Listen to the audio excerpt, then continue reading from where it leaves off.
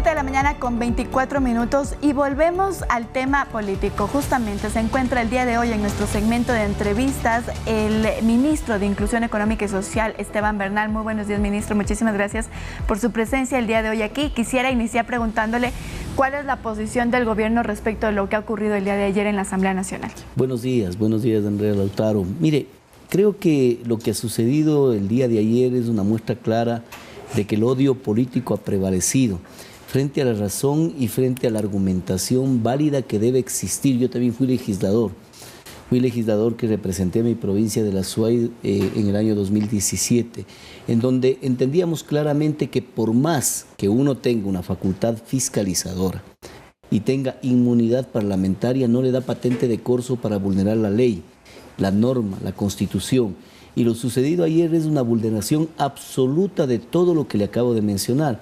Primero, se salen del lineamiento y del dictamen de la Corte Constitucional. Segundo, hay un informe de la Procuraduría General del Estado. Informe que determina tres cosas fundamentales. Primero, que no pueden existir más de un informe. Ayer aprueban implícitamente la existencia de un segundo informe con respecto al presidente, es decir, inválido. Segundo, manifiesta que aquel informe que se aprobó en la Comisión de Fiscalización, inclusive si este es improbado, que es el caso, porque no tuvo los votos, debe ser tratado por el Pleno de la Asamblea Nacional. Tampoco lo cumplen. Y tercero, establece claramente de que no puede ser determinada de manera análoga los artículos con los cuales están actuando la Asamblea Nacional. Es decir, los tres determinantes o las tres resoluciones de la Procuraduría General del Estado, que dicho sea de paso, ustedes como periodistas acuciosos saben que es vinculante de obligatorio cumplimiento. Por lo tanto, la Asamblea trapeó todas estas disposiciones de carácter normativo. Ministro, entonces ustedes como gobierno van a pedirle a la Corte Constitucional que intervenga o que verifique, que revise lo que está sucediendo. Mire, no descartamos aquello, pero la Corte Constitucional también actuará sobre acciones en firme que va llevando adelante esta instancia del Estado ecuatoriano como es la Asamblea Nacional. Nadie de los ecuatorianos, menos aún quienes son los garantes de la normativa jurídica que nos rige, que son los legisladores, están por encima de las normas y de las leyes. Lo que le acabo de decir solo es un paso sencillito que deben llevar adelante los legisladores. Leer estos documentos. El informe de la Procuraduría no tiene más de 5 hojas, no les va a tomar mucho tiempo. Si leen aquello, van a darse cuenta que actuaron exactamente contrariando esta normativa, contrariando esta disposición del abogado del Estado, de la Procuraduría General del Estado, que es vinculante. Y en ese contexto se ha configurado además que se nota a clara luz de que se lleva adelante un juicio que esté establecido en el número de votos, no en las razones ni en la prueba. No pudieron demostrar las pruebas con las cuales supuestamente le acusan de una omisión por peculado, de un contrato firmado en el 2018, nuevamente firmado en el 2020 y renegociado en el 2022 por disposición de la Contraloría General del Estado, no por voluntad del Gobierno Nacional, y que esa renegociación además le permitió mejorar las condiciones financieras de Flopec, generando una utilidad de 180 millones de dólares, muy distante a la pérdida de 50 millones de dólares que venía teniendo esta institución siempre. Ministro, con lo que ha ocurrido entonces el día de ayer, ¿cuáles son los escenarios que se presentan dentro del Gobierno Nacional? En primera instancia, el presidente Guillermo Lasso asistirá a defender sus alegatos dentro del Pleno de la Asamblea Nacional. Mire, si ha habido algo que le ha caracterizado al presidente Lasso ha sido el cumplimiento irrestricto de la institucionalidad del país, desde el respeto absoluto a la Constitución, a las normas, inclusive estando en contra de lo que aquello pase. Por lo tanto, no se ha descartado en absoluto ninguna de las posibilidades que la Constitución, las normas y las leyes le establece al presidente. Y con ese sentido, por ahora, el presidente sigue haciendo una observación profunda del desenvolvimiento que tiene la Asamblea Nacional. Sin embargo, ayer podría haberse entendido también de que no existió los 92 votos requirientes para el juicio al presidente Lasso. Sin perjuicio de ello, también es preocupante de que exista un buen número de asambleístas que debieron haber rechazado, yo diría, ni siquiera haberse abstenido con respecto a la clara y evidente evidente y flagrante violación de la Constitución y de las leyes que nos rigen en el país.